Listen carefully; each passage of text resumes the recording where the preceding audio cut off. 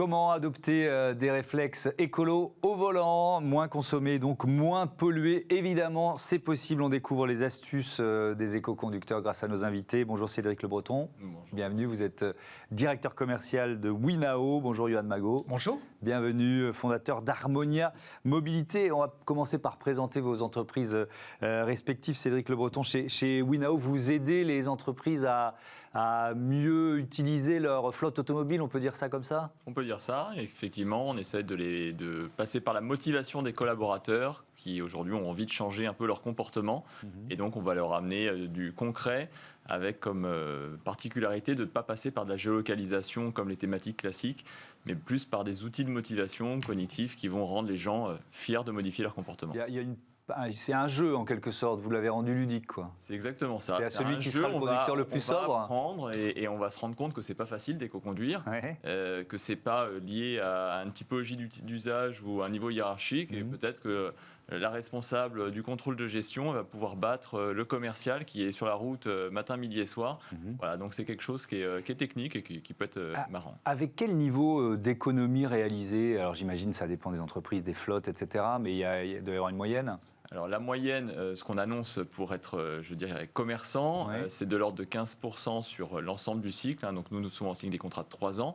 Et ça peut monter jusqu'à 25% dans le sens que notre application ou notre solution permet en fait de mettre le bon véhicule pour le bon usage. Donc vous allez par exemple mettre un véhicule hybride quand réellement il y en a besoin, ou aussi vous allez pouvoir enlever des véhicules de la flotte. Alors ça, on en parlera notamment de l'utilisation et de la conduite de véhicules hybrides. Johan Magot, vous proposez quoi, vous, aux clients d'Harmonia Mobility? Alors nous, chez Harmonia Mobility, nous accompagnons les entreprises à optimiser leur mobilité, c'est-à-dire à la rendre plus écologique, à la rendre aussi plus sûre. Donc on travaille sur le comportement du conducteur, et en ce sens, on s'appuie sur des solutions de type celle proposée par Cédric, comme Winao, et également en respectant quand même les critères économiques. Ça, c'est assez important. Mais on essaie vraiment d'aider les entreprises à atteindre leurs différents objectifs et à leur proposer une roadmap pour vraiment modifier leur mobilité, suivre aussi le contexte législatif et environnemental qui est très mouvant, et les offres constructeurs également qui évoluent de jour en jour. Oui, ça va bien au-delà de la conduite automobile, en fait, la gestion, ce que vous appelez la gestion opérationnelle de la mobilité des salariés. Complètement.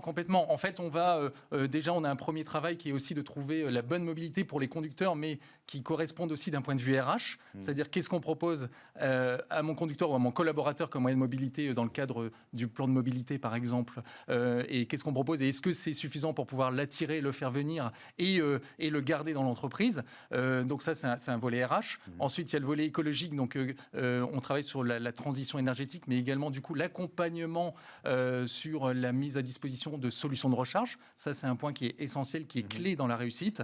Et derrière, évidemment, il faut que ces solutions rentrent dans un cadre budgétaire qui soit acceptable et accepté par les entreprises. Bon, alors, on rentre dans le vif du sujet. Quelques conseils. Vous donneriez quoi comme premier conseil? Peut-être, est-ce qu'on peut identifier le moment où un conducteur gaspille le plus de carburant? Est-ce que c'est possible, ça, Cédric Le Breton? Alors oui, on sait à peu près quand il gaspille le plus. La première chose, c'est déjà de bien choisir l'utilisation de son véhicule. Si vous êtes embouteillé, par exemple, vous pouvez être la meilleure éco-conductrice ou éco-conducteur du monde. Voilà, vous êtes dans les embouteillages, vous allez faire accélération, freinage. Donc la première chose, c'est essayer déjà de regarder si son trajet, on a vraiment besoin de le faire à ce moment-là. Il y a quand même plusieurs trajets où on peut vérifier à l'avance s'il faut partir maintenant. Ensuite, il y a des trajets, naturellement, on est habitué à prendre toujours le même trajet. On va peut-être pouvoir prendre un trajet un tout petit peu différent, mais qui va faire moins d'arrêts, moins de relances. Et donc ça, c'est comme ça qu'on va optimiser. C'est ce qu'on va aussi proposer dans l'application aux gens de réfléchir à ça. Oui, parce que ce que je vous entends, ce qui consomme, c'est l'embouteillage, le stop and go permanent, quoi. C'est de relancer le véhicule. Donc une des clés pour l'éco-conduite, c'est d'anticiper pour ne pas avoir à mettre le véhicule à l'arrêt et lui demander une forte puissance pour le relancer. Donc plus vous avez d'élan, et moins vous avez besoin de relancer le véhicule. Johan Magot, il y a des formateurs en éco-conduite, ça existe? Oui, il y a des formateurs, en effet, des vraies solutions, alors qu'il existe à la fois en distanciel, sur le format proposé par Winao notamment, mais aussi en présentiel. En fait, comment ça se passe généralement? C'est que quand ça se passe en présentiel, le conducteur fait déjà un premier trajet avec ses habitudes de conduite à lui. Ensuite, ils rentrent dans une salle de formation et ils vont avoir toutes les bonnes pratiques à adopter pour vraiment partir sur l'éco-conduite. Ils vont l'appliquer sur le même trajet, mais avec justement en faisant très très attention, comme le disait Cédric, à bien élancer le véhicule, à pas freiner trop brusquement, à pouvoir anticiper, décélérer en anticipant, ou simplement aussi, on parle rien qu'au démarrage de la voiture, il faut aussi quelques minutes sur une vitesse assez modérée pour pouvoir réchauffer le moteur, parce qu'on sait qu'une forte accélération sur un moteur froid, c'est quelque chose qui est très polluant et très consommateur d'énergie. Donc il y a voilà, toutes ces best practices à avoir, et on se rend compte que dans les formations, entre le premier trajet fait sur les habitudes de conduite et le second trajet avec ce qu'on a appris et notre prise de conscience, on peut gagner 20-25% de consommation, et donc c'est assez marquant. Est-ce que, alors peut-être que je suis totalement à côté de la plaque, mais cette impression que j'ai parfois moi sur la route, que ceux qui conduisent des voitures de flotte automobile, ils se permettent des choses qu'ils ne se permettraient pas avec leur propre voiture. Est-ce que c'est vrai ça? Alors, vous n'êtes pas à côté de la plaque. En effet, en fait, les entreprises qui ne prennent pas conscience de ce sujet-là, donc qui ne prennent pas conscience des impacts que ça a, à la fois environnementaux, économiques, et aussi sur la sinistralité d'ailleurs des véhicules, qui ne sensibilisent jamais les conducteurs. En effet, il peut y avoir des conducteurs de véhicules de fonction qui roulent n'importe comment, qui font des dépassements très dangereux, qui font des accélérations brusques, des freinages brusques. Vous avez complètement raison, on en voit tous les jours. Et en fait, c'est pour ça que les entreprises ont tout intérêt à embarquer avec eux leurs conducteurs, à déjà prendre conscience qu'il faut faire quelque chose, à embarquer les conducteurs, les sensibiliser sur le sujet, leur expliquer en quoi ce sera bénéfique pour l'entreprise, mais aussi pour eux, pour qu'eux puissent se dire que l'entreprise est quand même très volontariste sur ce sujet-là. Ça va aussi leur apporter des choses et accompagner le mouvement. Ça, c'est très important et c'est une clé de succès pour les entreprises. Cédric Le Breton, le levier psychologique, alors vous êtes plutôt dans la gamification, mais le fait de se sentir surveillé d'une façon ou d'une autre, j'imagine, ça impacte le comportement du conducteur. C'est quoi les freins psychologiques que vous rencontrez ? Le premier frein psychologique, c'est effectivement, est-ce que vous savez où je vais, quand je vais, à combien je roule? Donc tout ça, nous, on ne le sait pas, puisque c'est des anonymes. Enfin, on n'a pas de géolocalisation. C'est justement l'originalité de notre système, c'est de dire aux gens, on sait si en moyenne vous roulez trop vite, mais on ne sait pas à l'instant T. On sait vos trajets, mais on ne sait pas où vous allez, et on sait le jour où vous avez utilisé le véhicule, mais on ne sait pas l'horaire. Donc, c'est justement pour ça que sur les instances représentatives du personnel, nous, on s'appuie beaucoup sur eux, parce que justement, on sort quand même de crise sociale où les gens, justement, n'aiment pas trop ce côté être fliqués. Et là, on dit aux entreprises, faites-leur confiance, ils vont vous surprendre positivement, plus qu'avec les anciens systèmes de télématique, où on sait tout ce qu'ils font, le radar, le truc, le machin, mais qui finalement...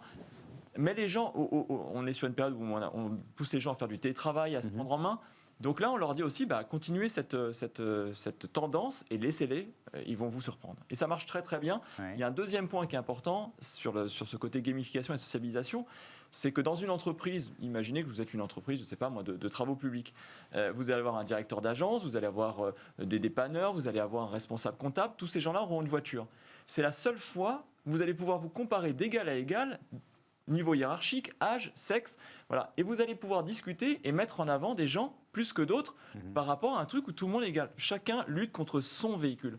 Donc vous ayez un utilitaire ou une Renault Clio ou une Porsche, vous luttez contre votre véhicule. Donc ça, c'est rigolo quand même. Hein. Oui, effectivement. Alors, quels sont en dehors, vous l'avez un peu évoqué, mais en dehors de la conduite, qu'est-ce qu'il y a comme conseil ou comme astuce pour moins polluer avec la voiture ? Vous diriez quoi, Cédric Le Breton ? Je dirais quand même un point sur la conduite qui n'est pas naturel et qui va peut-être mettre plein de gens à dire non, mais qu'est-ce qu'il raconte, qui est bien connu par les chauffeurs routiers.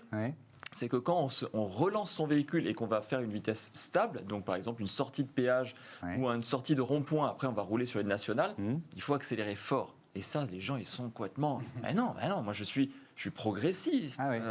Non, on relance le plus vite possible la voiture pour la mettre à vitesse stabilisée. Et ça, du coup, il faut faire un peu des maths avec les gens. Il faut dire, oui, vous avez raison, quand on appuie fort, on consomme beaucoup, mais sur un temps très court. Et donc là, je ne vais pas dire que les Français ne sont pas forts en maths, mais ce n'est pas tout de suite naturel. D'accord. Et notre application ne Moi, cesse de je ne le fais jamais, ça, donc je vais y penser maintenant. Et je vous jure que notre application ne cesse de leur dire accélérer. Les gens disent, il faut que j'accélère pour moins consommer. Ok, je sors du péage, j'accélère pour me remettre à 130 le plus vite possible. Voilà, exactement. Okay. Et après, vous bougez plus de 130. C'est noté. Peut-être pas la zone rouge. Évidemment, non, bien sûr.